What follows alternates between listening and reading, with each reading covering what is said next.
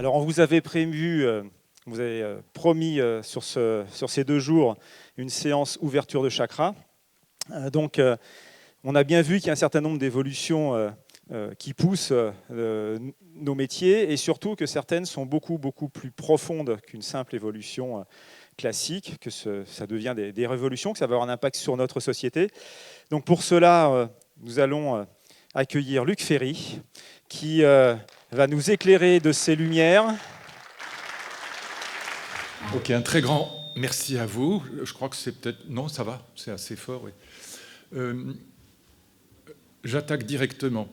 Nous vivons une 3e révolution industrielle. Ne dites pas 4e, c'est idiot de dire 4e révolution industrielle, il n'y en a que 3. La robotique et l'intelligence artificielle en font partie. Et je vous dirai pourquoi, d'ailleurs, c'est bête de parler de 4e révolution industrielle. Les révolutions industrielles, c'est épais dans le temps, ça dure au moins un siècle et nous sommes en plein au cœur de la 3e révolution industrielle. Cette 3e révolution industrielle, elle est portée essentiellement par l'intelligence artificielle. Sans l'intelligence artificielle, il n'y aurait rien de ce qui fait le cœur de cette 3e révolution industrielle. Et elle va changer nos vies à tous, davantage dans les 30 ans qui viennent que dans les 3000 ans qui précèdent. C'est quelque chose de fascinant. Pour vous dire d'où je parle, comme on disait en 68, simplement pour que vous sachiez, j'ai fait 3 ans de biologie un peu sérieusement. J'ai participé comme intellectuel, pas comme scientifique, mais quand même, j'ai regardé ça de près, au séquençage du génome, au premier séquençage du génome avec Jean Dosset, qui, comme vous le savez sans doute, était un grand prix Nobel de médecine. Et puis j'ai continué à travailler sur ces questions quand j'étais ministre de la Recherche aussi. On est obligé, évidemment, d'ailleurs c'est une obligation sympathique, de s'intéresser à ces questions d'innovation technologique et scientifique. Je ferme la parenthèse, c'est juste pour que vous sachiez que ce que je vais vous raconter, c'est des questions que j'ai vraiment travaillées. Cette révolution industrielle, donc on l'appelle NBIC, mais nanotechnologie, biotechnologie, informatique et cognitivisme, mais l'essentiel, c'est l'intelligence artificielle qui est capable de traiter le big data, de comprendre le big data, de le traiter en tout cas, de le gérer sur des capteurs, ce qu'on appelle l'Internet des objets, mais vous le savez, quasiment en temps réel. Et c'est ça qui bouleverse tout, qui bouleverse la donne.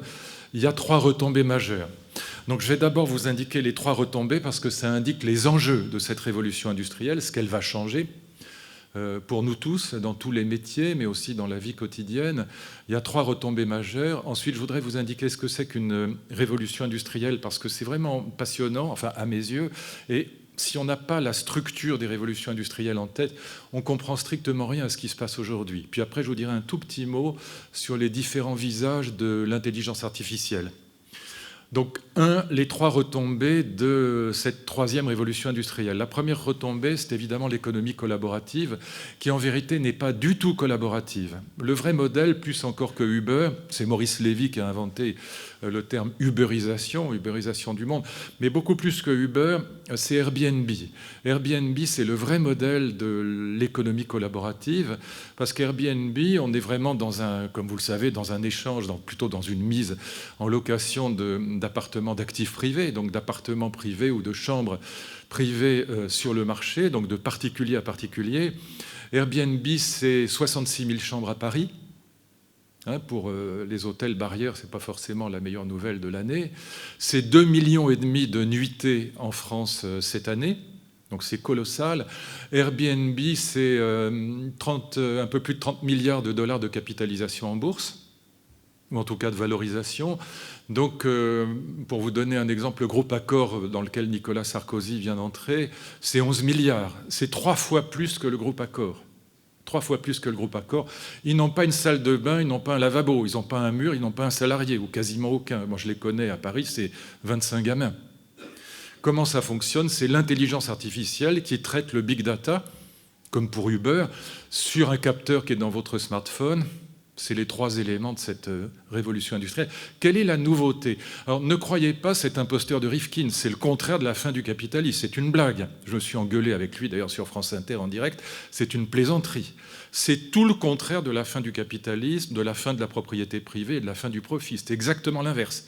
Profits colossaux 30 milliards de dollars, c'est pas rien. Si vous regardez les GAFA, c'est encore beaucoup plus. On atteint des 800 milliards de capitalisation en bourse.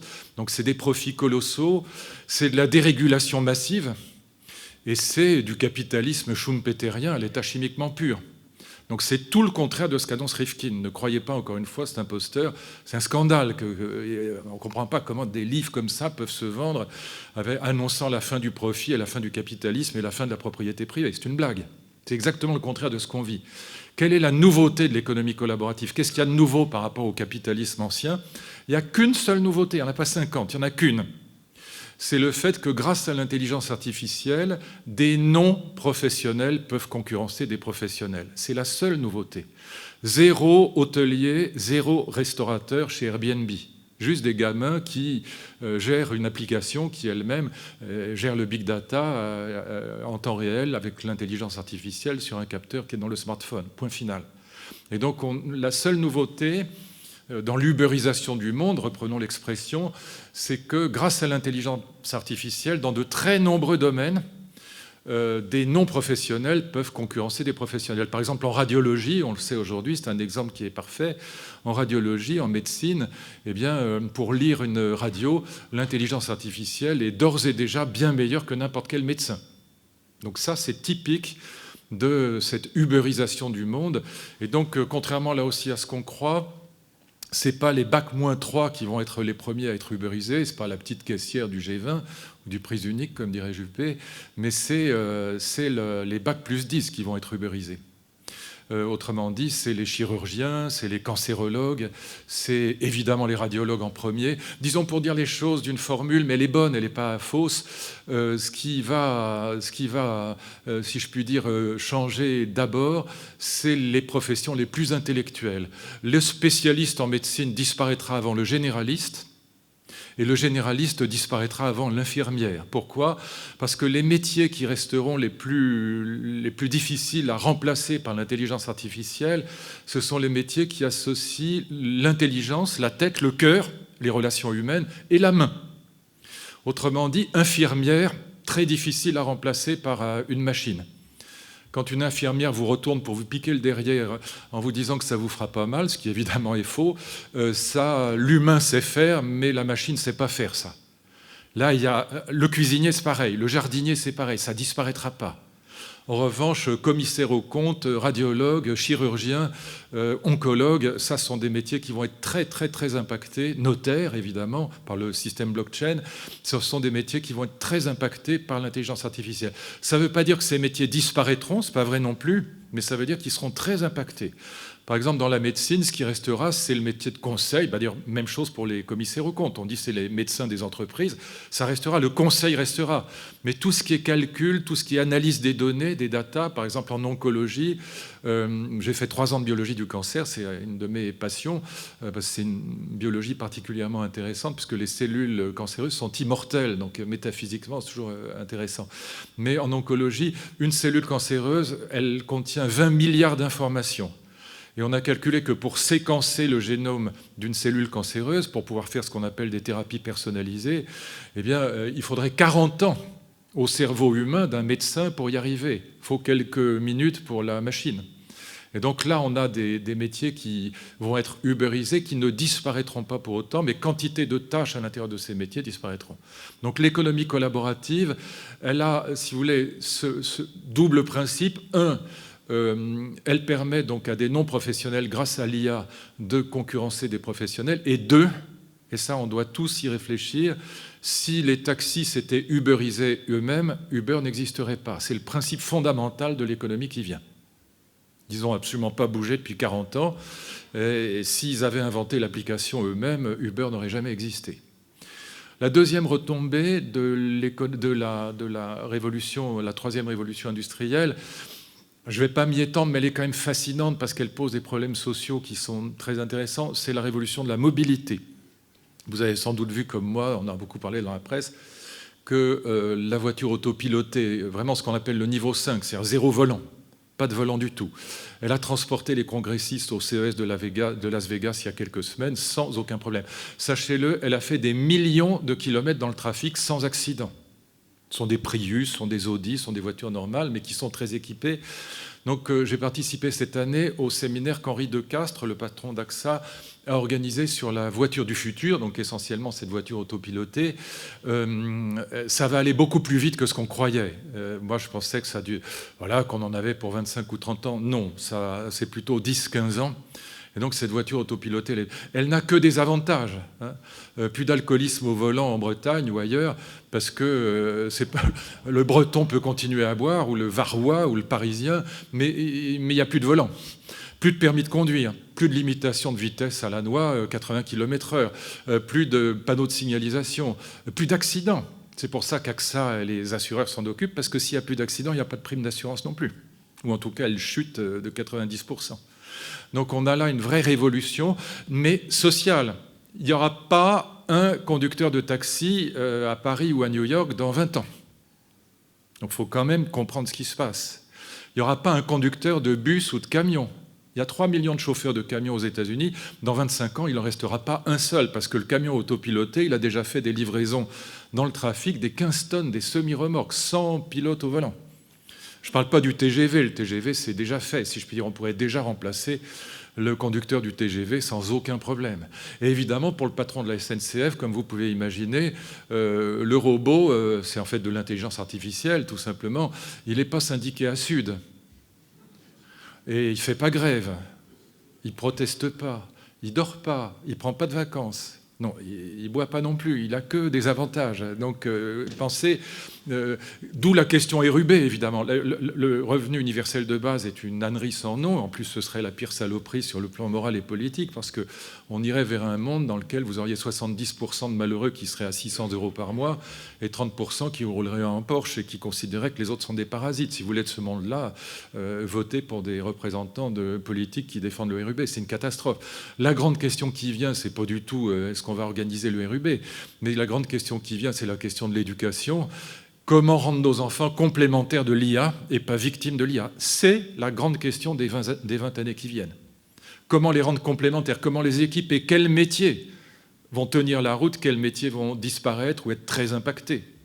C'est ça la grande question qui vient, certainement pas le RUB. Mais évidemment que la question qui est aujourd'hui sur la table du président de la République et du Premier ministre de la formation permanente est la question cruciale. Parce que la petite caissière du G20 qui va perdre son emploi, ou le petit serveur de McDo, ou la dame ou le monsieur qui nous faisait la carte d'embarquement à l'aéroport, tout ça va évidemment disparaître, mais on ne va pas transformer la caissière du G20 en data scientist dans le quart d'heure. Donc la question de la transition entre des métiers qui disparaissent et des métiers qui apparaissent, entre des métiers anciens et des métiers nouveaux, sera très compliquée à résoudre, parce que ça ira, à cause de l'intelligence artificielle, beaucoup plus vite qu'avant. Mais je pourrais vous citer, sans difficulté, mais ça prendrait toute l'heure de la conférence, je pourrais vous citer au moins 200 métiers qui ont disparu entre le 19e siècle et les années 50. Personne ne pleure sur la disparition des allumeurs de réverbères, des rémouleurs, des aubussiers, des fenassiers, des lavandières, etc., etc. Tout ça a disparu, des centaines de métiers ont disparu entre le début du XXe siècle et les années 50, sans que personne ne râle. Donc il va se passer la même chose, mais la question de la transition sera plus violente, parce que l'ubérisation avec l'intelligence artificielle peut aller beaucoup plus vite. La troisième retombée, c'est un peu plus, d'après ce que j'ai compris, le sujet d'aujourd'hui, c'est évidemment le grand projet transhumaniste. Le grand projet transhumaniste qui est financé par les GAFA, surtout par Google. Google, vous savez, s'appelle Alphabet, puisqu'il décline les filiales, comme on décline un alphabet. Et Google a au moins 4 filiales qui travaillent uniquement sur le projet transhumaniste. Il y a Google Brain, il y a DeepMind, il y a Calico, il y a l'Université de la Singularité, mais il y en a quelques autres. Google a mis des milliards de dollars dans le projet transhumaniste, donc ce n'est pas des débutants. S'ils mettent des milliards de dollars, ce n'est pas pour rien. Et donc, il y a des livres qui sortent régulièrement, l'imposture transhumaniste. Ne croyez pas ces livres, c'est déraisonnable. Le projet transhumaniste n'a rien d'une imposture. On peut être en désaccord avec tel ou tel aspect du projet, mais ce n'est pas du tout une imposture. C'est un immense projet scientifique, alors idéologique aussi, mais qui n'a rien de ridicule. Et je vais vous l'exposer maintenant assez rapidement pour qu'on en vienne à la question de la révolution industrielle. Il faut vraiment comprendre ça. Mais d'abord, sur le transhumanisme, c'est 3 idées fondamentales. L'Est de la Chine, les fameux BATX, Baidu, Alibaba, Tencent et Xiaomi, sont rentrés aussi dans le projet. Donc on a vraiment là les plus grandes firmes au monde sont investies dans le projet transhumaniste. Les religions sont folles de rage. Pourquoi ? Parce que le projet transhumaniste, c'est d'abord et avant tout le projet de lutter contre la vieillesse et donc d'augmenter la longévité humaine. Et donc, évidemment, le fonds de commerce des religions, c'est la mort. Sans la mort, il n'y aurait jamais eu de religion. Schopenhauer disait ça très bien, la mort est la muse des grandes religions. Si nous ne mourrions pas, jamais on serait posé la question de l'au-delà. Et donc le projet transhumaniste est un projet qui est très irreligieux d'une certaine manière. Donc les religieux deviennent fous sur le projet transhumaniste, évidemment, parce que d'une certaine manière, encore une fois, pardon d'être un peu vulgaire, mais le fonds de commerce des religions disparaît. Qu'est-ce que c'est que le projet transhumaniste ? C'est 3 idées fondamentalement. La première idée, c'est de passer d'une médecine qui était depuis les Chinois et les Grecs anciens, depuis toujours, la médecine était une médecine thérapeutique. On appelait le médecin quand on s'était cassé la figure, quand on avait eu un accident, quand on était malade. Le médecin était avant tout là pour réparer, pour soigner, thérapeutique. Le projet transhumaniste, c'est d'ajouter à la couche thérapeutique, on n'en a pas fini de la thérapeutique, il y a 140 000 morts du cancer cette année en France. Donc on a toujours besoin de thérapeutique, c'est pas fini. Mais l'idée, c'est d'ajouter une couche à la médecine thérapeutique et de passer donc d'une médecine thérapeutique à une médecine de l'augmentation, de l'amélioration de l'espèce humaine, comme on le fait pour des OGM, pour des grains de maïs. Augmenter l'espèce humaine. En anglais, ça s'appelle enhancement. C'est un mot qui revient des millions de fois dans cette littérature transhumaniste, qui est essentiellement américaine, anglaise, allemande, suédoise, très peu française. Donc augmenter l'être humain, améliorer l'être humain, augmenter. Ce que disent les transhumanistes, c'est qu'on est déjà entré dans cette logique de l'augmentation dans la deuxième moitié du XXe siècle avec la chirurgie esthétique et avec les drogues. La chirurgie esthétique, quelle que soit la définition que vous donniez de la laideur n'est pas une maladie. Donc on est déjà rentré dans une logique d'amélioration de l'être humain. Et les drogues, pardon, c'est un peu scabreux, mais c'est le meilleur exemple, le Viagra. C'est typiquement une drogue de l'augmentation. Je vais prendre un âge très avancé pour ne choquer personne dans la salle, mais avoir des troubles de l'érection pour un garçon passé 110 ans, c'est pas pathologique. La vieillesse n'est pas une maladie, pas plus que la laideur. Et donc, comme dit l'autre élégamment, en vieillissant, les raideurs se déplacent. On a là, oui, c'est pas très joli, mais ça dit bien ce que ça veut dire. Et donc, on a là déjà, disent les transhumanistes, vous voyez, une logique d'augmentation, d'amélioration. Deuxième idée, augmenter quoi ? Augmenter quoi ? Le vrai projet, comme je vous le disais tout à l'heure, notamment de Calico. Calico, ça veut dire California Life Company, qui a été créé en 2013 avec 500 millions de dollars de dotation initiale. Ils ont réuni les meilleurs biologistes au monde. L'idée de Calico, c'est d'augmenter vraiment la longévité humaine, ce qu'on n'a jamais fait, contrairement à ce que beaucoup de gens croient. Je me suis engueulé l'autre jour avec un de nos ministres de la Santé, que j'aime beaucoup par ailleurs, qui est un de mes grands amis, qui est médecin, et il me disait « Mais si, tu es fou, on a augmenté, regarde, la longévité humaine au XXe siècle. » Je dis « Mais tu comprends rien, mon pauvre ami. On n'a pas augmenté la longévité, on a augmenté l'espérance de vie à la naissance. Mais ça n'a rien à voir avec la longévité. L'espérance de vie à la naissance, on l'a augmentée considérablement, notamment grâce aux antibiotiques, pas seulement, aussi les modes de vie. Mais d'ailleurs, je vous donne les chiffres parce que c'est très intéressant. On a augmenté l'espérance de vie très considérablement au XXe siècle. Au fond, ça a été assez tardif. Les premières statistiques qu'on a pour la France, c'est 1750. L'espérance de vie des Français était de 22 ans en 1750. En 1863, quand Victor Hugo publie Les Misérables, l'espérance de vie est de 35 ans. Homme-femme, je vous donne la moyenne. En 1900, on n'a pas beaucoup progressé. L'espérance de vie des Français est de 45 ans. C'est très peu. Et puis, à ma naissance, 1951, l'espérance de vie n'est encore que de 62 ans. Statistiquement, je ne serais pas devant vous aujourd'hui, ce qui serait extrêmement fâcheux, surtout pour moi. Et donc, aujourd'hui, on est à 82 ans, mes amis, 82 ans. On a pris pratiquement 40 ans d'espérance de vie depuis 1900. Mais on meurt toujours à la même date de péremption. En gros, on meurt autour de 100 ans, et encore quand on a la chance d'y arriver. 122 ans, Jeanne Calment reste le record mondial. Personne n'a dépassé 122 ans. Vous voyez, personne n'a vécu 150 ans. Et donc le projet transhumaniste, c'est de nous faire vivre 150, 200 ans relativement rapidement. Mon ami Axel Kahn, que vous connaissez, un des plus grands généticiens français, qui est très hostile aux transhumanistes, on avait ce débat l'autre jour, c'était sur LCI, c'était il y a 3 semaines, quelque chose comme ça, et il m'a accordé quand même, très bientôt, nous allons, nos enfants, nos petits-enfants, en tout cas nos arrière-petits-enfants à coup sûr, vivront 150 ans. Le problème qu'on aura, ce qui vieillit le plus vite et ce qui est le moins réparable, c'est le cerveau. Ce sera le plus compliqué, mais le reste est... voilà, ça tiendra. Alors, le but, évidemment, de Calico, de Google, c'est pas de fabriquer un peuple de gâteux en fauteuil roulant, ce qui n'aurait quand même qu'un intérêt médiocre, mais c'est de nous faire vivre beaucoup plus longtemps, 200 ans par exemple, ou en tout cas 150 assez rapidement, en très bonne santé physique et psychique.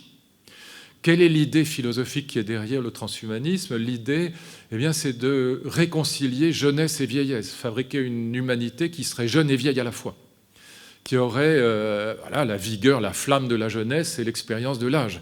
Vous connaissez tous l'adage, si jeunesse savait, si vieillesse pouvait, réconcilier les deux. C'est ça le projet transhumaniste, et beaucoup y travaillent. Frédéric Salman, qui est probablement l'écrivain ou le scientifique qui vend le plus de livres en France, un médecin, nutritionniste. Bon, on travaille partout. Ne me croyez jamais, allez voir vous-même. Allez, vous tapez sur Google « souris transgénique Université de Rochester », qui est une université américaine. C'est un des laboratoires qui travaille le mieux là-dessus. Ils ont fabriqué des petites souris qui vivent 30% plus longtemps que les souris normales. Mais là encore, l'intérêt de la chose, c'est qu'elles vivent beaucoup, beaucoup mieux. Pas de cancer, pas de cataracte, pas de maladie cardiovasculaire et mobilité, pas d'arthrite. Mobilité beaucoup plus grande. Donc l'idée, comment ça marche, c'est très intéressant. Alors je pourrais vous raconter ça, mais peut-être ça nous entraînerait trop loin. Mais disons que c'est une modification du génome dans l'embryon de la souris qui permet, quand elles grandissent et deviennent adultes, d'éradiquer, d'allumer et de flinguer, si je puis dire, les cellules sénescentes. Passé 50 ans, on fabrique des cellules sénescentes qui sont ni des cellules mortes, ni des cellules jeunes. Elles nous font prendre des rides, des cheveux blancs, du bide, on court moins vite, arthrose, cancer en pagaille. Et donc, quand on allume ces cellules et qu'on les détruit dans les souris, elles vivent beaucoup, beaucoup mieux et beaucoup plus longtemps. 30% plus longtemps, ça ferait quand même pour nous quelque chose comme 120 ou 130 ans. C'est ça la première marche vers laquelle veut aller le transhumanisme, notamment avec Calico, c'est nous faire vivre très rapidement 130 ans, donc en très bonne santé physique et psychique. La troisième idée transhumaniste, c'est... Donc la première idée, c'est passer d'une médecine thérapeutique à une médecine de l'augmentation. La deuxième idée, c'est augmenter quoi? D'abord et avant tout, lutter contre la vieillesse et autant que possible la mort. Mais enfin, tant qu'on sera incarné dans un corps biologique, de toute façon, on mourra toujours. Et la troisième idée, en anglais, c'est From Chance to Choice. C'est l'idée, pas du tout idiote d'ailleurs, très intéressante, que nous avons, notamment dans la vieille Europe et singulièrement en France, nous avons inventé des États-providence. Pourquoi? On a inventé la protection sociale. Pourquoi?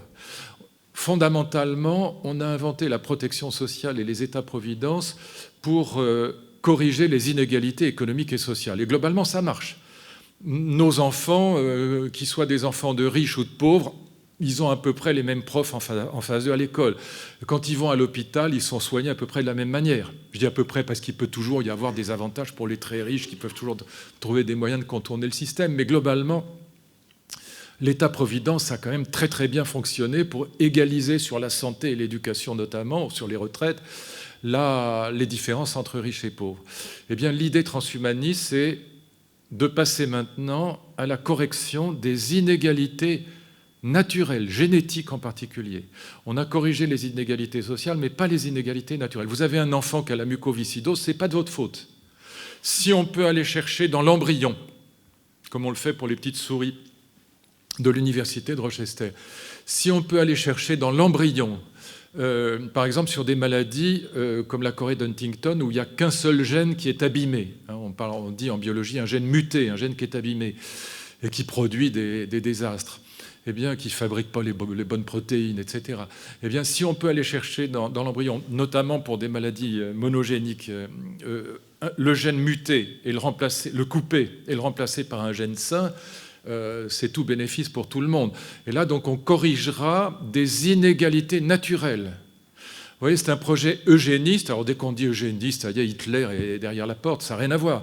Il ne s'agit pas d'exterminer le maximum de gens, il s'agit de sauver le maximum de gens, et c'est un eugénisme égalitariste. Il s'agit justement, from chance to choice, de passer de la loterie génétique chance, qui est inégalitaire, au choix volontaire de corriger les inégalités dans l'embryon. Comment c'est possible, mes amis? C'est possible parce qu'il y a eu 2 révolutions biologiques. Et toutes les biotech sortent de là. Si j'avais de l'argent, c'est là-dedans que j'investirais à coup sûr. Je pense que c'est le secteur qui va se développer le plus dans les années qui viennent. Il y a eu 2 révolutions biotech absolument incroyables. La première que j'évoquais tout à l'heure et à laquelle j'ai assisté de très près avec Jean Dosset, ça a été le séquençage du génome humain. Gardez les chiffres en tête parce que ça dit énormément de choses sur les questions économiques, politiques et sociales, pas simplement scientifiques. Le premier séquençage du génome humain, il commence en 1990, il est achevé en 2003. Il a duré 13 ans.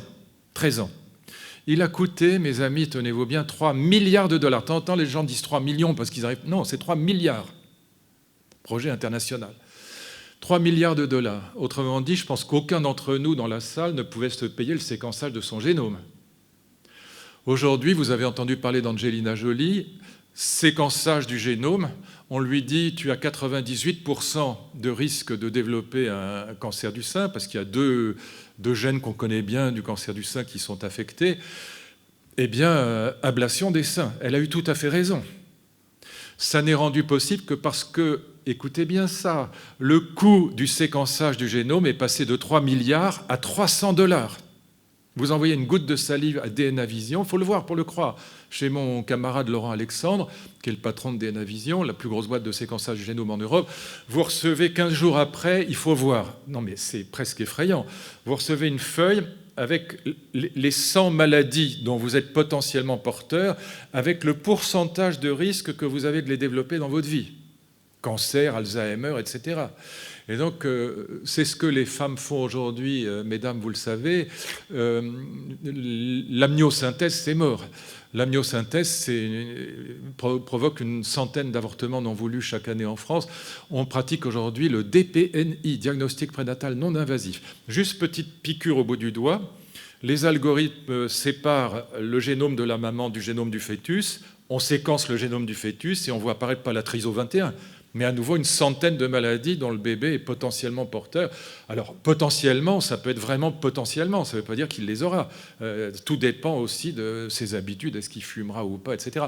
Mais évidemment, c'est un bon exemple, ce DPNI, parce que ça montre à la fois que c'est un progrès formidable, et en même temps, là, pour le coup, c'est de l'eugénisme, pas du tout transhumanisme, mais très éliminateur, puisque les chiffres sont d'ailleurs assez frappants. Il n'y a plus de trisomie 21 en France. Vous voyez très très peu de petits trisomiques 21, il n'y en a quasiment plus. Pourquoi ? Parce que les femmes qui pratiquent une amniosynthèse ou qui pratiquaient une amniosynthèse, alors elles le font encore parce que le DPNI n'est pas remboursé, mais enfin ce sera dans 2 ans, 3 ans, il n'y aura plus que des DPNI. Les femmes qui pratiquent une amniosynthèse et qui découvrent que le bébé qu'elles portent est affecté de la trisomie 21, 97% d'entre elles avortent. Donc pas d'hypocrisie, y compris les bonnes catholiques de la Manif pour tous. Donc il faut arrêter la plaisanterie. Donc quand on s'aperçoit, c'est la réalité. Et c'est pour ça qu'il n'y a plus de trisomiques quasiment en Europe. On en voit très très peu. Dans mon enfance, il y en avait beaucoup. Tout ça a disparu. Donc là, on a quelque chose qui est très typique de cette évolution des biotech. C'est le fait que c'est à la fois un progrès et en même temps quelque chose de problématique. Je disais qu'il y avait 2 révolutions biotech qui sous-tendaient finalement le transhumanisme. C'est le séquençage du génome, qui coûte 3 francs 6 sous aujourd'hui. Et à la fin de la décennie, ça coûtera moins cher qu'une prise de sang. Donc tout le monde pourra séquencer son génome. Par exemple, en Angleterre, ils ont pris une très très bonne décision. Tous les enfants qui sont atteints d'un cancer et qui ont moins de 10 ans auront gratuitement le séquençage de leur génome. Ce qui permet de faire des thérapies de précision, ce qui est quand même génial. On devrait faire immédiatement la même chose en France. Ça coûte un peu, mais le cancer aussi coûte très cher. Et donc, et puis aussi, effectivement, le cancer des enfants, c'est quand même une horreur. Bon.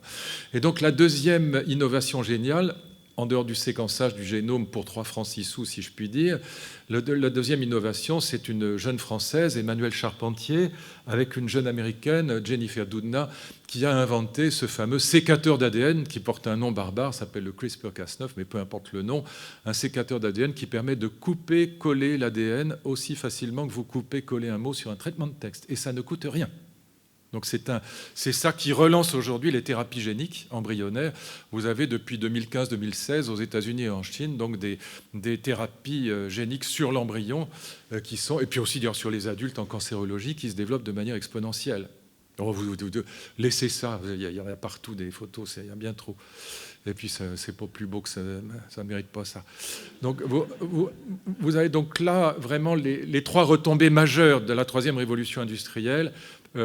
Économie collaborative, mobilité, transhumanisme. Et donc, on peut discuter le projet transhumaniste, il y a plein de problèmes, mais encore une fois, ça n'a rien à voir avec le nazisme, et ce n'est pas du tout une imposture, c'est un projet scientifique absolument viable. Donc, ne croyez pas ceux qui racontent imposture transhumaniste, c'est pas vrai. Ça a rien de... D'ailleurs, Google n'investirait pas des milliards de dollars si c'était une imposture. Ils ne sont pas cinglés, je veux dire. Les GAFA, c'est pas des plaisantins. Ils ne mettent pas l'argent, comme ça, ils ne jettent pas l'argent par les fenêtres. Donc c'est ridicule de parler d'imposture, c'est grotesque. D'ailleurs, le livre que je viens de recevoir est très mal écrit, vulgaire et sous-informé. Donc lisez vraiment, lisez vous-même, lisez les grands auteurs transhumanistes, c'est intéressant. On peut encore une fois discuter 1000 choses, mais ce n'est pas du tout une imposture, ni sur le plan scientifique. Vous savez, ce qu'on réussit sur les souris, c'est quand même, c'est pas des mouches, c'est pas des vers de terre, c'est des petits mammifères. Après, c'est qu'une question de temps pour que ça marche chez nous. Et vous avez, par exemple, à l'INSERM à Montpellier, vous avez toute une équipe qui travaille sur le projet d'éradiquer pour l'humain les cellules sénescentes avec des médicaments. Et là, si on y arrive, je peux vous garantir que ça va se vendre. Je n'ai pas une seule de mes amis qui ne, passé 40 ans, ne prenne une petite crème anti-rides. Le jour où on aura un médicament anti-cellules sénescentes, mes pauvres amis, on sera tous sous perfusion, sauf les suicidaires. Deuxième idée, rassurez-vous, je ne vais pas parler pendant 1h30, mais deuxième idée, qu'est-ce qu'une révolution industrielle? Pourquoi il n'y en a pas 4? Très important de comprendre. Si on ne comprend pas ça, on ne comprend rien aux 20 années qui viennent. Je vais très vite, mais pour qu'il y ait gardez bien la structure en tête, c'est vraiment très intéressant. J'ai organisé là-dessus un séminaire pendant 3 ans avec nos meilleurs économistes, et puis je vous donne juste le résultat des courses. Pour qu'il y ait révolution industrielle, il faut que 3 éléments soient associés entre eux de manière inséparable. 1, nouvelle source d'énergie, colossale. Il faut une nouvelle source d'énergie pour lancer une révolution industrielle. 2, il faut que cette nouvelle source d'énergie engendre en vérité, produisent quasi mécaniquement 2 modes de communication différents. Mode de communication immatérielle, c'est-à-dire communication des idées, qui peuvent être débiles, peu importe, mais communication immatérielle, ça peut être la télé, ça peut être Hanouna, c'est pas forcément Hegel. Et puis communication matérielle, c'est le transport physique des personnes et des marchandises. Communication immatérielle, communication matérielle, d'accord? Énergie, 2 modes de communication. Et 3e niveau, il faut une réorganisation complète de la production économique. Je vous donne juste les 2 premières. Ce qui nous intéresse, c'est la 3e, mais très rapidement pour que vous ayez la structure.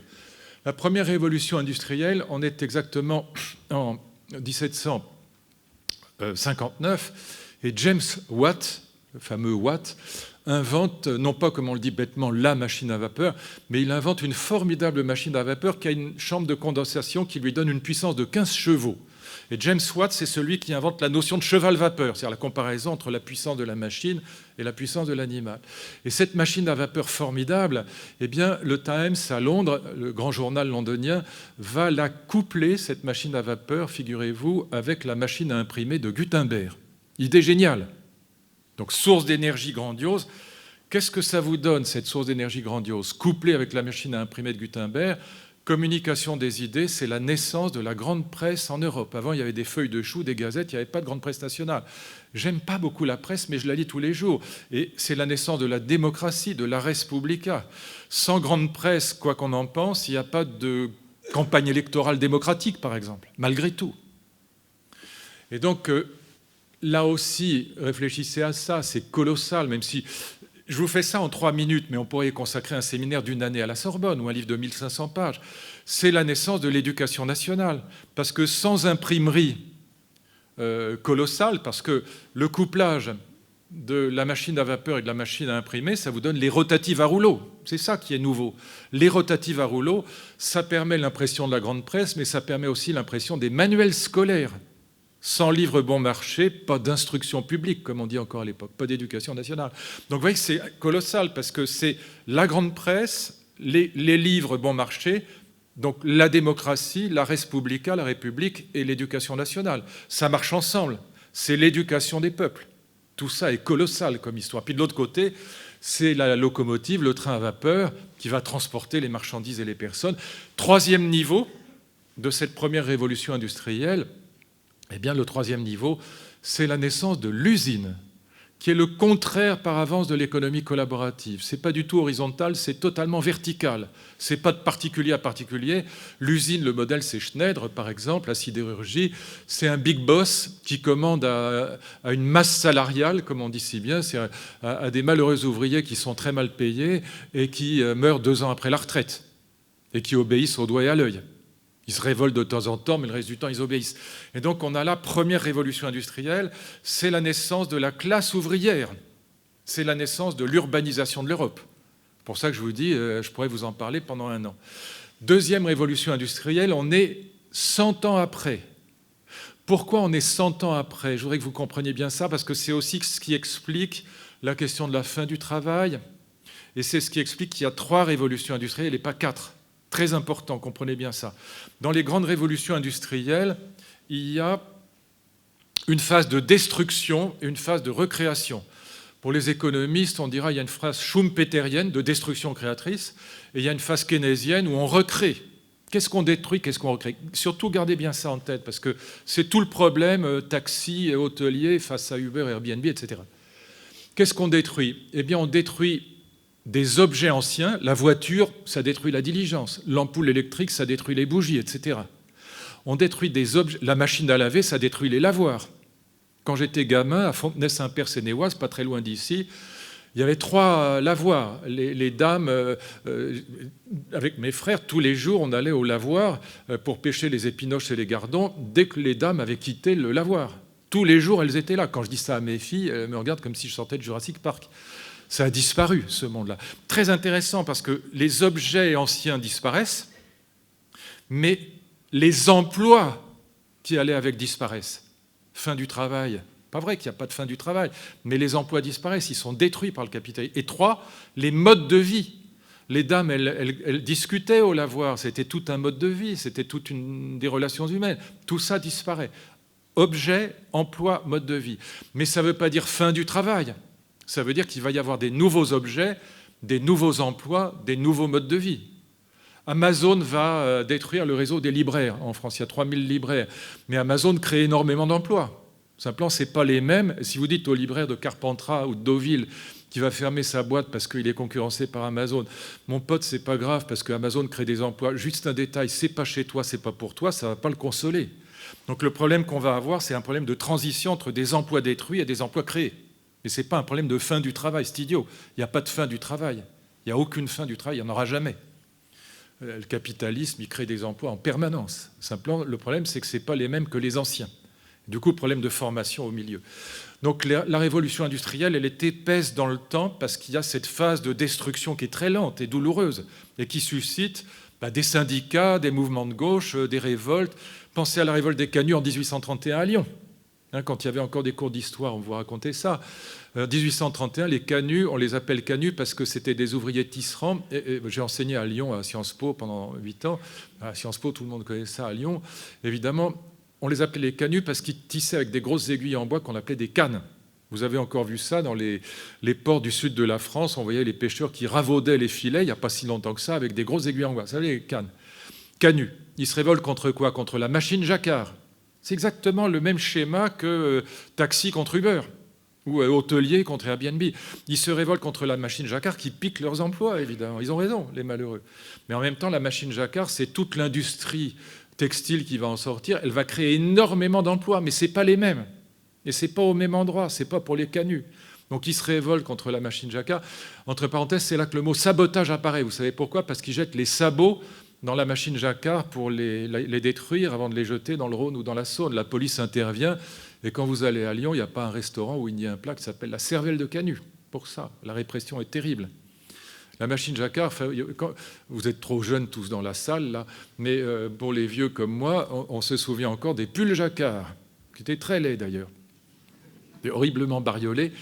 On les mettait qu'à la montagne, au ski, parce que même en cas d'avalanche sévère, on vous voyait à 15 km, mais sinon c'était immétable.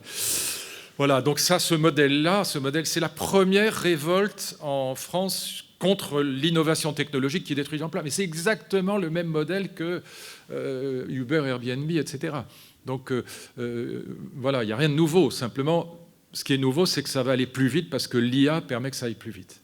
Donc deuxième révolution industrielle, je vais très vite. Edison, en 1880, invente non pas l'électricité, là aussi, ça on connaissait depuis toujours. Électron, en grec, ça désigne l'ambre jaune. Vous savez pourquoi? Quand on frottait un morceau d'ambre jaune sur un tissu, il aimantait une plume, électron. Non, ce qu'Edison invente, c'est l'ampoule à filament. Puis très rapidement, il va inventer la première centrale électrique en 1880 à Manhattan, à New York. Première centrale électrique qui produit l'électricité. C'est une centrale à vapeur qui produit l'électricité de manière industrielle. Et puis très rapidement, il va inventer le micro du téléphone et puis le TSF, c'est-à-dire le télégraphe sans fil. Et puis après, on inventera la radio, la télévision, etc. Juste pour ajouter, donc première source d'énergie colossale, l'électricité produite industriellement. Mais 10 ans après, Daimler, le fameux Daimler de Benz, de Mercedes, invente le premier moteur explosion. Et en 1897, Rudolf Diesel, celui qu'on appelle en français Diesel, encore un Allemand, invente le moteur diesel. 3 sources d'énergie, colossale révolution industrielle. La deuxième, 3 sources d'énergie colossales. Et vous retrouvez les 2 modes de communication. Communication des idées, eh ben, c'est le télégramme, c'est le téléphone, c'est la radio, c'est la télévision. Et donc, communication immatérielle, et puis communication matérielle, physique. Donc, deuxième mode de communication, c'est le train électrique, le camion, la voiture et l'avion à hélice. Voyez? Et qu'est-ce qui se passe au 3e niveau? Très intéressant, la structure est géniale. Hein, nouvelle source d'énergie, 3 nouvelles sources d'énergie, 2 modes de communication nouveaux.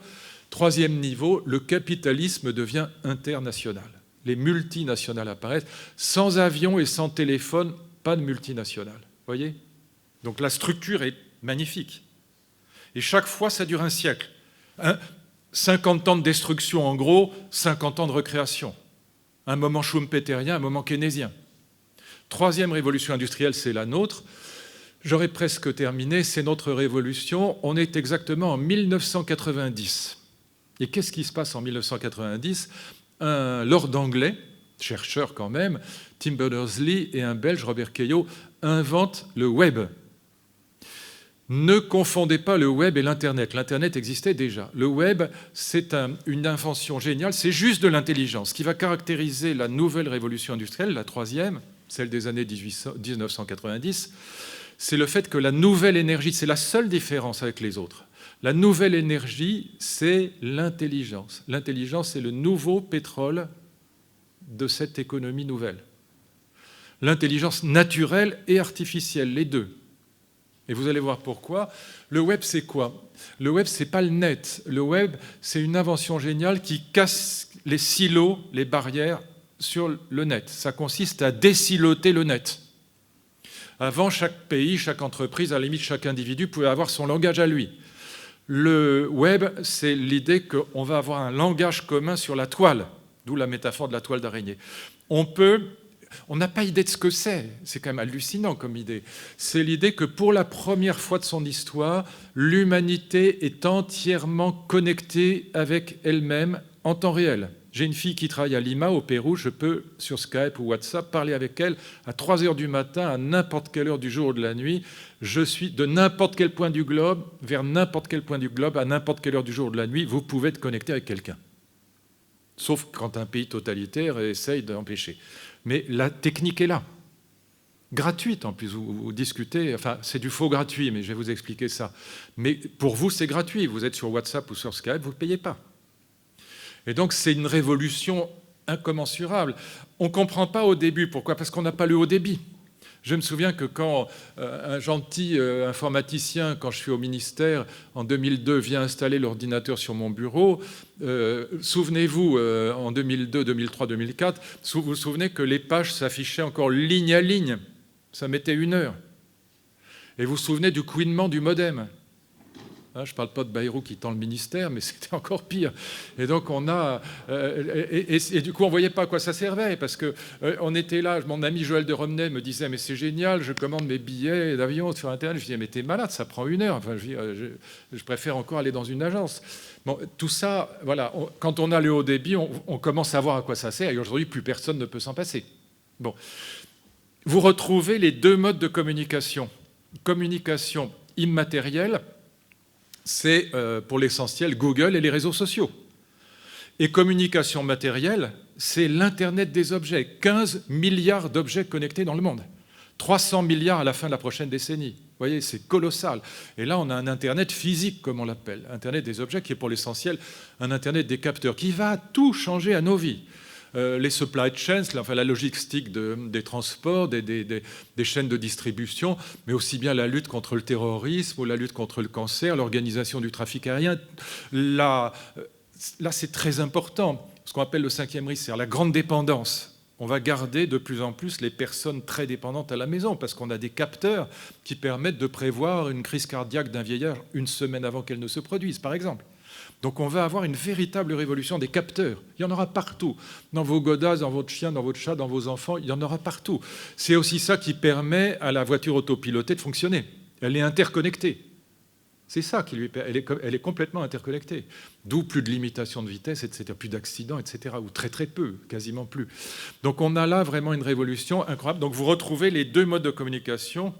Quel est le modèle économique, mes amis? Donc le 3e niveau, c'est l'économie collaborative. Quel est le modèle économique de cette économie collaborative?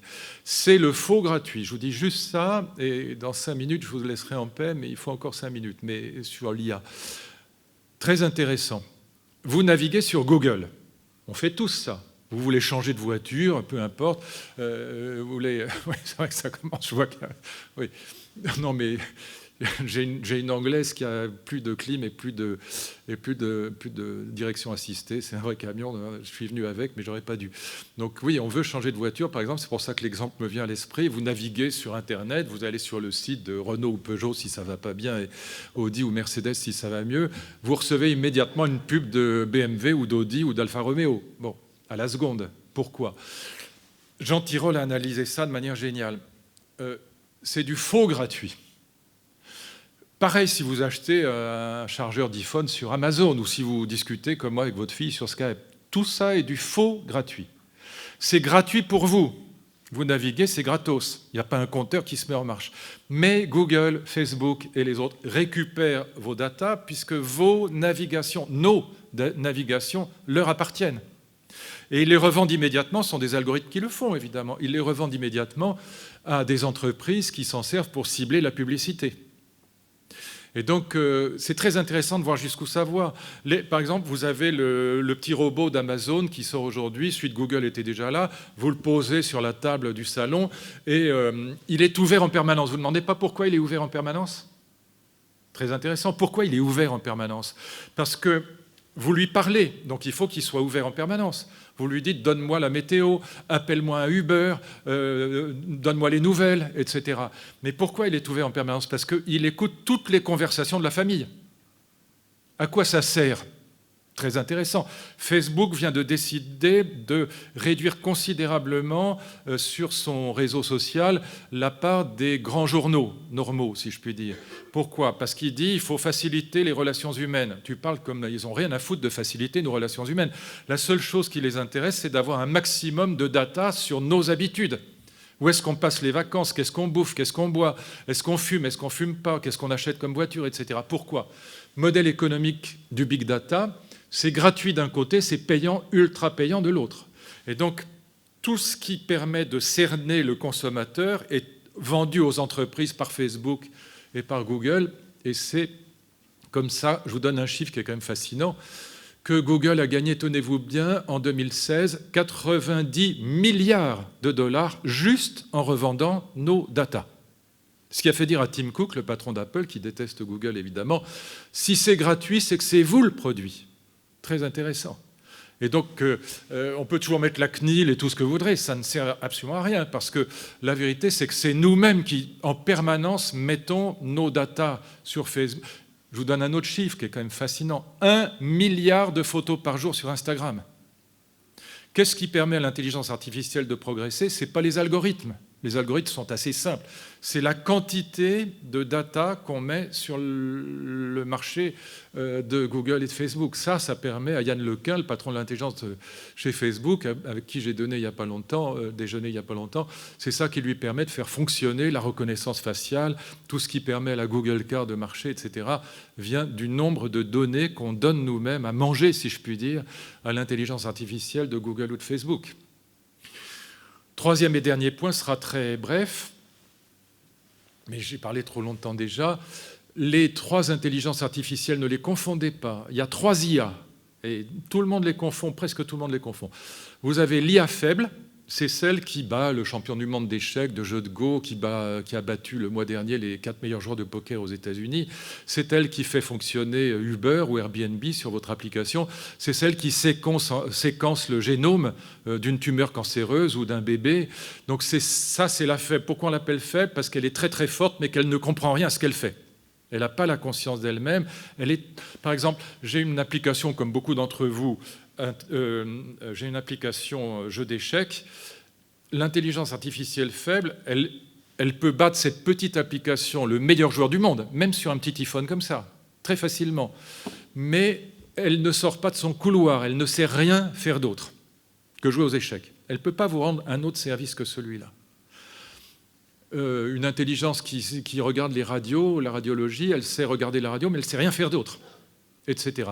La deuxième intelligence, c'est ce qu'on appelle la super IA.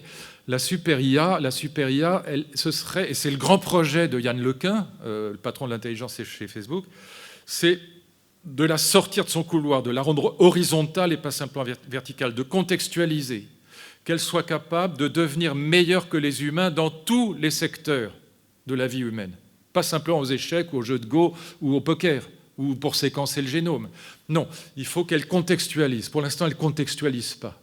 Et donc l'idée de la contextualisation, par exemple, vous demandez à votre iPhone un restaurant japonais à Deauville à midi, et je ne sais pas s'il y a un restaurant japonais à Deauville, d'ailleurs ça m'étonnerait, mais elle va vous indiquer un restaurant, mettons un restaurant français, très bien, de poisson, elle va vous indiquer tous les restaurants français. Si vous lui demandez la même chose à 3 heures du matin, il faut qu'elle comprenne que ce n'est pas la même demande, que vous êtes chez vous au lit et que vous cherchez un livreur à domicile. Même chose, si vous dites à votre gamin de 10 ans qui a eu 2 sur 20 en dictée, « Ah ben, je te félicite, mon garçon, bravo, 2 sur 20 », Siri ne comprend pas du tout que c'est une blague. Votre gamin, il comprend que c'est une blague.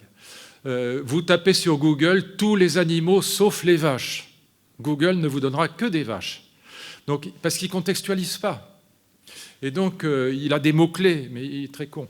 Et donc, l'intelligence artificielle, la super, c'est celle qui sera capable de contextualiser, qui sera donc meilleure que nous dans tous les domaines.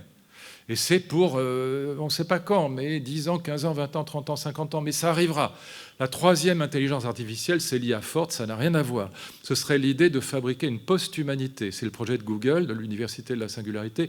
Ce serait de fabriquer des connexions neurales, un cerveau si vous voulez, mais disons sur une base de silicone et pas de carbone, donc sur une base non biologique. Donc de fabriquer une vraie intelligence qui pense, qui aurait la conscience de soi, le libre arbitre et des émotions, la colère, la peur, la haine, la jalousie, l'amour, etc.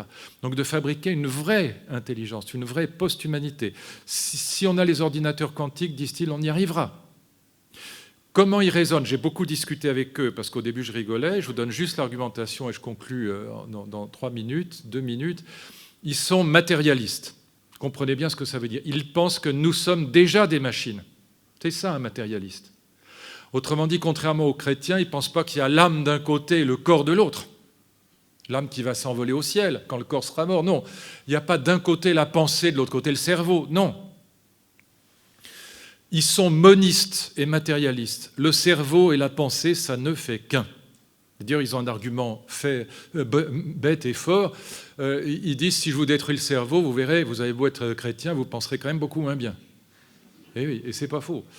Et donc, ils sont monistes et matérialistes, donc ils pensent que la question de fabriquer des connexions neurales analogues aux nôtres, c'est très très difficile, d'accord. Ils sont prêts, ils sont biologistes, ils sont pas cons, ils savent très bien que c'est difficile.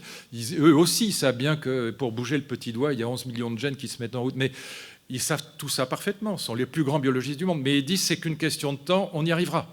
C'est peut-être dans 50 ans, c'est peut-être dans 100 ans, mais on y arrivera. Et là, on aura fabriqué une post-humanité. Elon Musk y croit, Bill Gates y croit, Stephen Hawking y croyait.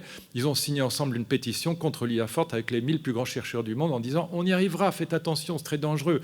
Comme a dit Stephen Hawking, vous pouvez trouver ça très facilement sur le net, si on parvient à l'IA forte, ce sera un grand pas pour l'humanité, mais ce sera le dernier. Parce qu'on aura fabriqué un être darwinien qui n'aura qu'une idée, une post-humanité, c'est de nous éliminer. Et c'est pour ça qu'on relance la conquête spatiale, Falcon Heavy, Elon Musk, parce qu'il dit il faut qu'on colonise Mars très rapidement pour pouvoir se barrer.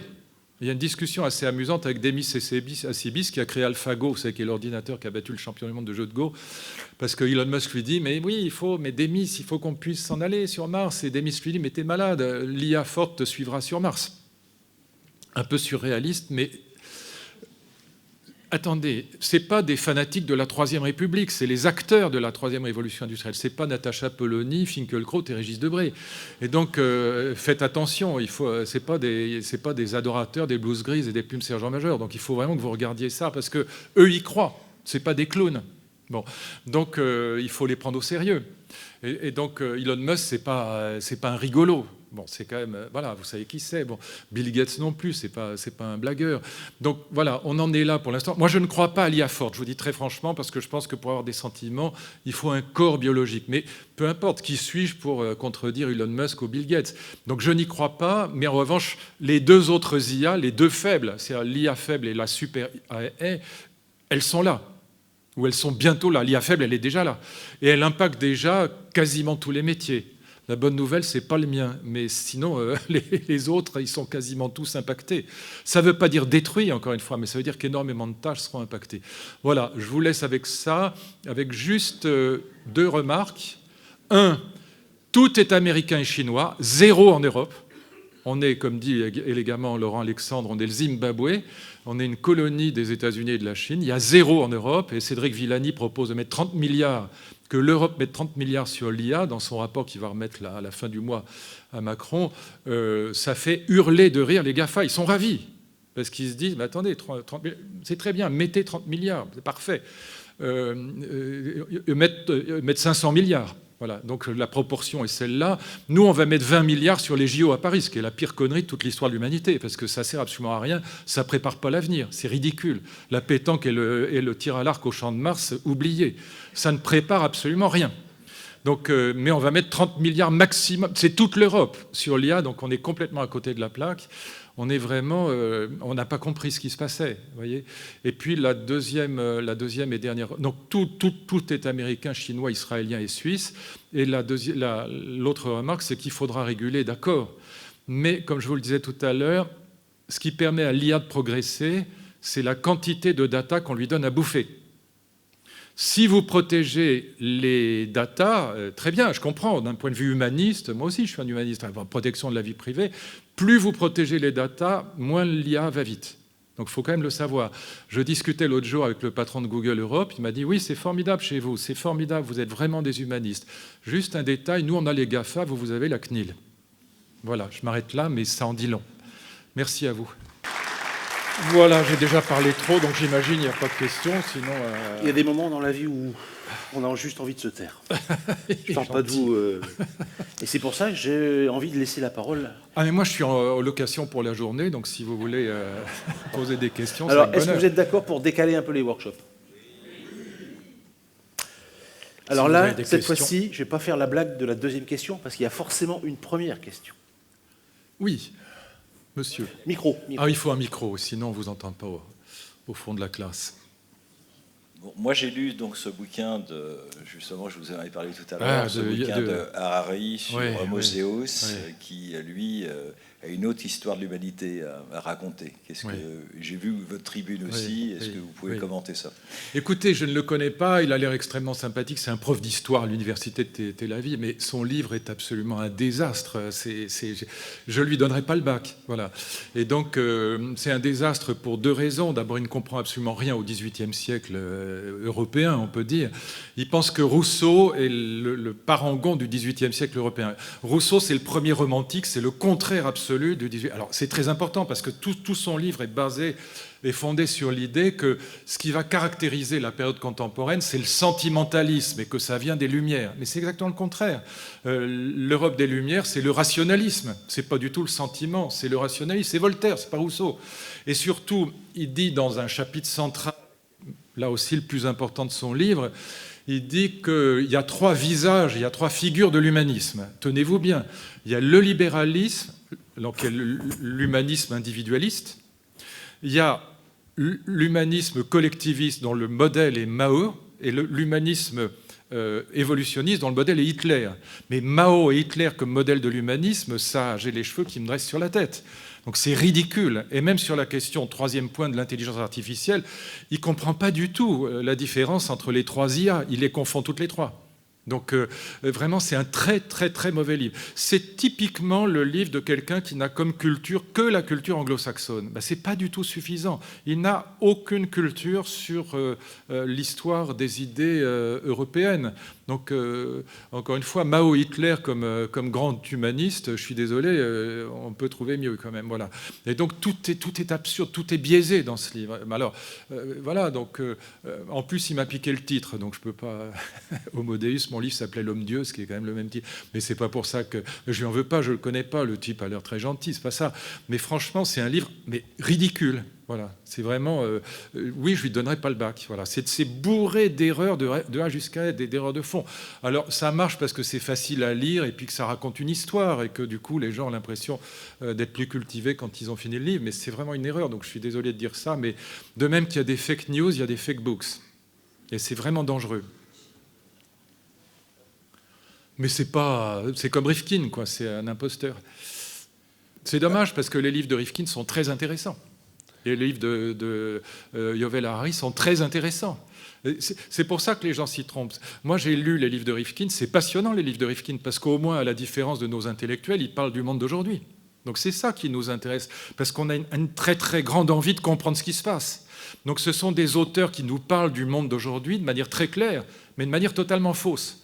Mais c'est pour ça que ça marche quand même, parce qu'au moins ils parlent du vrai sujet, ce qui n'est pas le cas de nos intellectuels qui nous parlent de la Troisième République, et ils en parlent de manière limpide. Vous voyez, c'est ça.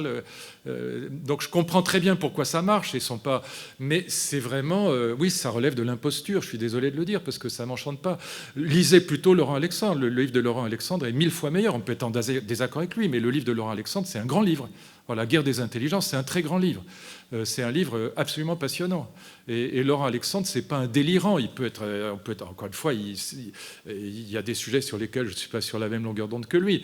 Mais comme analyse de la médecine qui vient et de ce que c'est que l'intelligence artificielle, oui, c'est un grand livre. Voilà.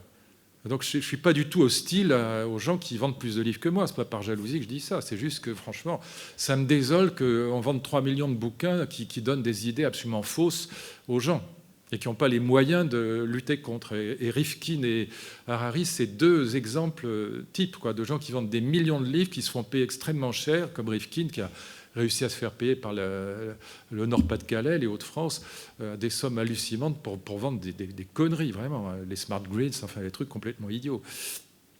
Désolé, mais... Question sur la gauche. Bonjour, mon nom est Timothée Wirth. Je vous vois pas, excusez-moi. Ouais, oui, ça y est, excusez-moi. Voilà, Timothée Wirth de Temaxsoft, le oracle sud-coréen. J'ai une question sur la mort. Donc, dans votre... Oui. Dans le projet transhumaniste, imaginons-nous à 150 ans, oui. Comment s'organise la mort? Ça veut dire que, comme dans Blade Runner, on va tout à coup avoir une date de péremption qui va être précalculée, préprogrammée par ces gènes ou...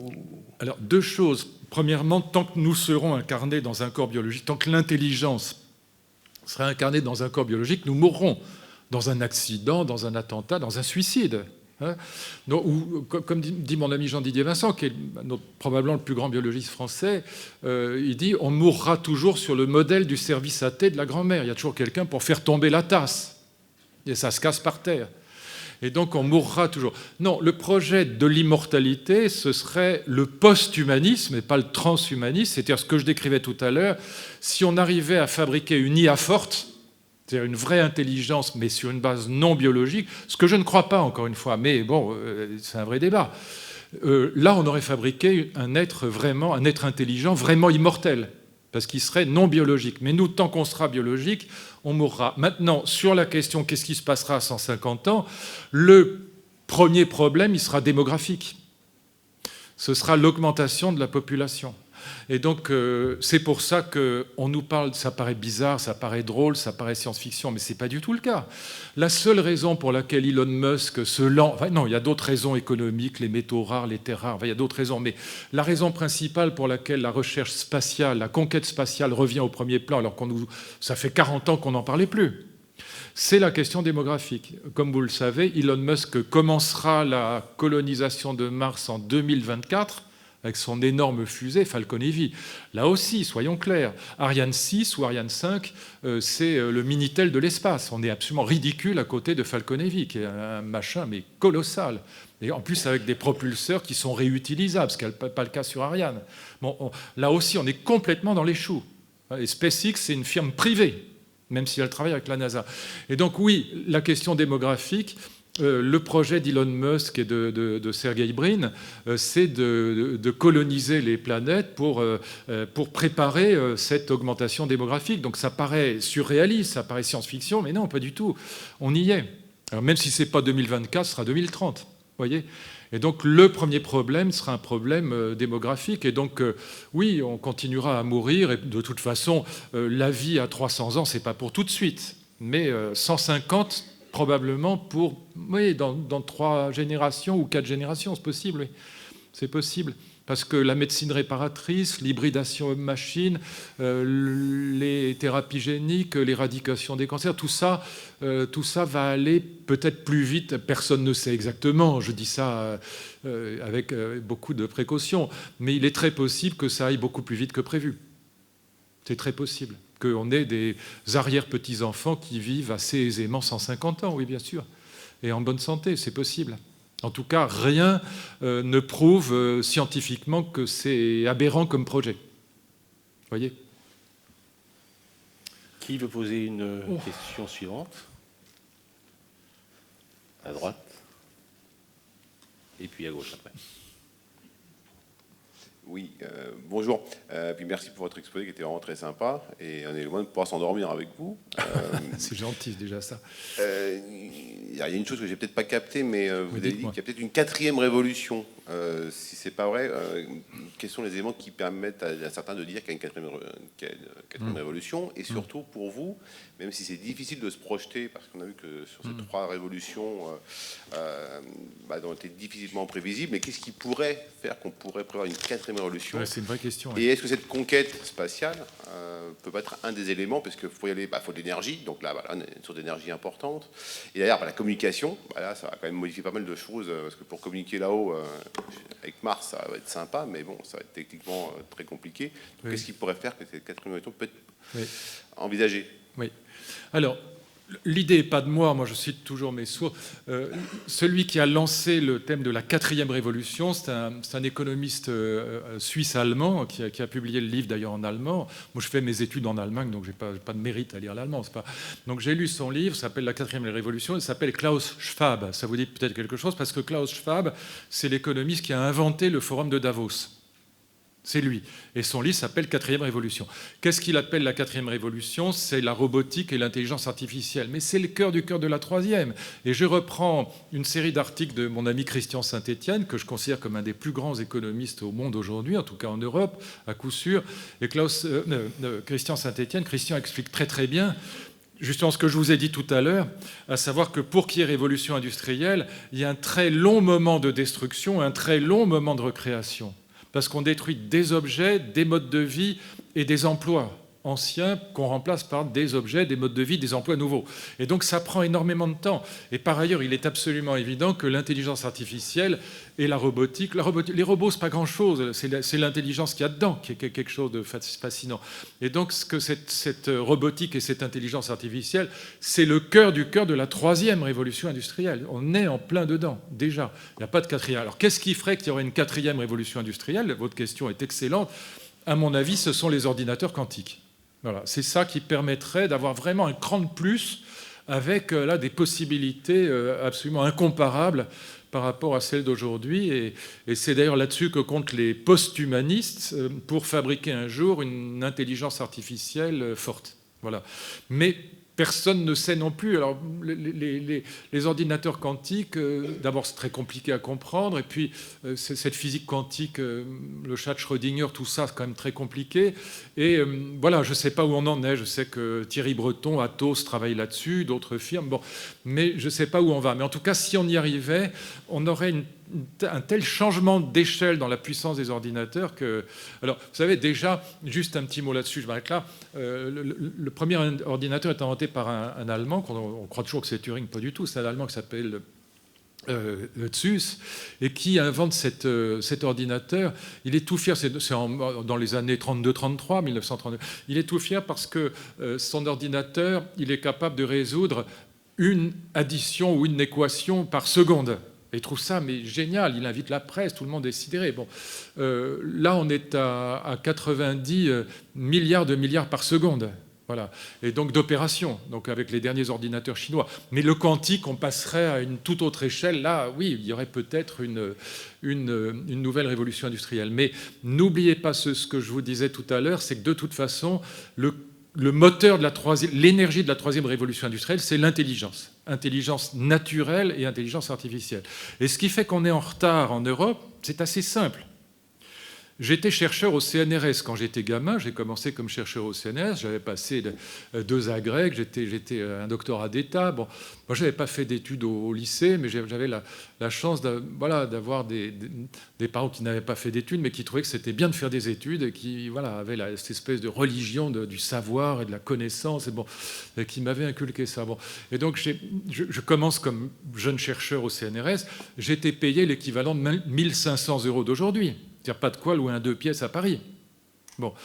Quand vous proposez à Yann Lequin ou à tel ou tel Européen, Français ou autre, d'être payé non pas 1 500 €, le revenu moyen des chercheurs au CNRS, c'est 2 000 € par mois. Bon, ne pas être payé 2 000 € par mois, ce qui, encore une fois, ne vous loue pas un 3 pièces à Paris. Bon, si vous dites, c'est pas 2 000 € par mois, mais c'est 3 millions ou 4 millions par mois, plus 300 chercheurs, 400 chercheurs, sous vos ordres, plus les plus grands laboratoires du monde, ça facilite les délocalisations. Et donc, ce qui se passe aujourd'hui, c'est que, au lieu d'investir comme des cons dans les JO à Paris, il faudrait qu'on ait le courage de payer convenablement en Europe les 100 meilleurs chercheurs du monde. Ils reviendraient chez nous. Mais là, on les laisse partir parce que les Japonais, les Chinois et les Américains ont compris qu'il fallait payer les gens. Mais si vous les payez en effet 3 millions ou 4 millions par mois, plus des actions, plus, encore une fois, des maisons sublimes et des conditions de travail, même si ce n'est pas du tout des gens vénaux, ce n'est pas du tout ça que je veux dire, mais ce sont des gens qui vont trouver là-bas des conditions de travail et de vie absolument exceptionnelles, là où à 2 000 € par mois, bac plus 25, vous êtes emmerdé, parce qu'en plus, vous n'avez même pas les moyens de travailler. Vous voyez, c'est ça. Donc, le paradoxe, c'est qu'on a des médecins, des biologistes, des physiciens, des scientifiques absolument formidables en France, des chefs d'entreprise extraordinaires, mais on ne veut pas les payer. Très bien, dans ce cas-là, ils vont ailleurs. C'est le vrai problème. Parce qu'un type comme Yann Lequin, mais c'est toute une équipe qui fait travailler. C'est lui qui a quand même inventé le deep learning, les neurones artificiels. C'est un de ceux, mais un des plus brillants. C'est pas pour rien que Zuckerberg le prend comme numéro 1 de l'intelligence artificielle. Et donc là, on a un vrai problème. C'est que tant qu'on paiera nos chercheurs de 1 500 € par mois, ils partiront. Luc, peut-être une dernière question avant de vous lâcher. J'ai vu en gauche de la salle. Oui, je vous en prie. Oui. Donc, parviendrons-nous à préserver notre belle culture française ou bien... déjà, on a un président qui dit qu'il n'y en a pas. Sinon, comme dans le film Demolition Man, est-ce que vous pensez que la guerre des fast-foods sera sera par Pizza Hut ou bien par Taco Bell? Je ne suis pas macronien à cause de ça. On a un président qui commence par dire qu'il n'y a pas de culture française, qui m'a profondément énervé, parce qu'il y a une culture française, comme il y a d'ailleurs une culture allemande ou anglo-saxonne ou anglaise, et ça m'a profondément énervé, parce que le jardin à la française, Versailles, Molière, le classicisme français, Rameau, la littérature plutôt que la philosophie, tout ça est une tradition extraordinairement forte en France. Donc quelqu'un, un président de la République qui dit qu'il n'y a pas de culture française, ça m'anéantit déjà. Et quelqu'un qui ne peut pas dire 3 mots... je parle anglais vraiment couramment. J'étais marié avec une Américaine, là aussi, je n'ai pas de mérite à parler l'anglais. J'enseigne aux États-Unis. Bon. Mais voilà, Startup Nation, Francis Buck, etc. Mais ça me rend malade. On va vraiment... Là-dessus, je suis obligé de donner raison à Régis Debray. On va vers l'américanisation du monde, avec tout ce qui va avec. Moi, on rentre dans un monde qui ne me plaît pas du tout. C'est un monde de 80 km/h, un monde où on est dans le politiquement correct. Vous avez vu dans le métro à Paris ces affiches sur le harcèlement sexuel avec les ours, les loups, etc. Mais putain, mais ils sont fous. Et puis, et puis Nicolas Hulot. Attends, mais on rentre dans un monde, c'est le Canada années 80.